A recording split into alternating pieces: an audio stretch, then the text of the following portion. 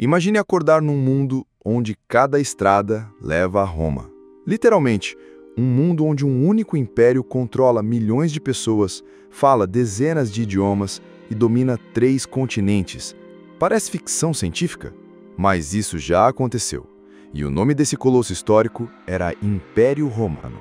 Neste vídeo, você vai mergulhar numa jornada que atravessa 1000 anos de glória, guerras brutais, traições épicas e invenções que moldaram o mundo como o conhecemos hoje.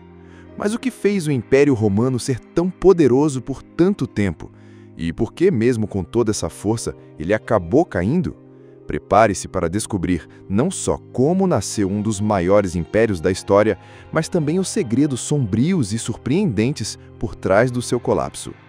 Tudo começa em 27 a.C., quando Otávio, sobrinho neto de Júlio César, assume o título de Augusto e inaugura oficialmente o que conhecemos como Império Romano. Mas a verdade é que essa história começou muito antes, com a lendária fundação de Roma, em 753 a.C., por Rômulo e Remo, 2 irmãos amamentados por uma loba, segundo o mito. Ao longo dos séculos, Roma passou de uma pequena vila às margens do rio Tibre a uma potência militar imbatível. Conquistava territórios, escravizava povos e assimilava culturas. Um império que crescia não só pela força, mas também pela inteligência. Estradas pavimentadas ligando cidades, aquedutos que levavam água por quilômetros e uma burocracia estatal que fazia inveja a muitos governos modernos. O lema era claro: Roma não se conquista, Roma conquista. Mas o que sustentava tudo isso? O exército. O exército romano era uma máquina de guerra altamente treinada e brutalmente eficaz. Seus legionários não eram apenas soldados, eram engenheiros, construtores, administradores. Onde o exército passava, uma nova cidade podia surgir.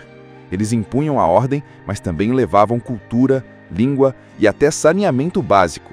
E enquanto os generais expandiam fronteiras, os imperadores em Roma faziam de tudo para manter o poder. Perseguições políticas, assassinatos e uma constante paranoia com traições. Afinal, em Roma, um simples boato podia ser o suficiente para derrubar um imperador ou levá-lo à morte. Só que nenhum império dura para sempre. Com o tempo, Roma começou a apodrecer por dentro. Corrupção desenfreada, crises econômicas, conflitos internos e uma divisão crescente entre a elite e o povo.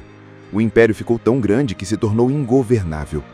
Em 285 d.C., o imperador Diocleciano dividiu o império em 2, o Ocidente e o Oriente, uma tentativa desesperada de manter o controle.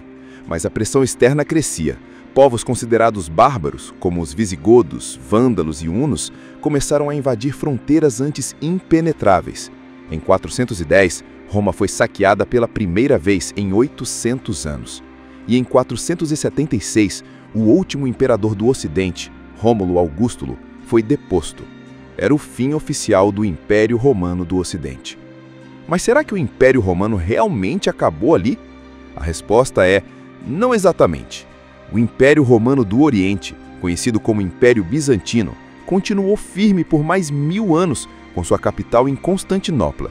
Sua queda só veio em 1453, com a conquista pelos turcos otomanos.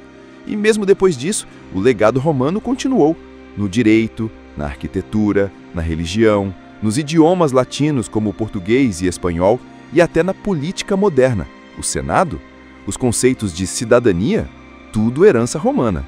Roma não desapareceu, ela apenas se transformou e, de certa forma, ainda vive entre nós. Se você gostou dessa viagem no tempo pelo coração do maior império da antiguidade, se inscreve no canal agora mesmo e ativa o sininho. Nos próximos vídeos, vamos explorar os bastidores das legiões romanas, os segredos dos imperadores mais loucos da história e as batalhas que definiram o destino da humanidade. E agora eu te pergunto, será que um novo império romano poderia surgir nos dias de hoje? Deixe a sua opinião aqui nos comentários. Um forte abraço e até mais!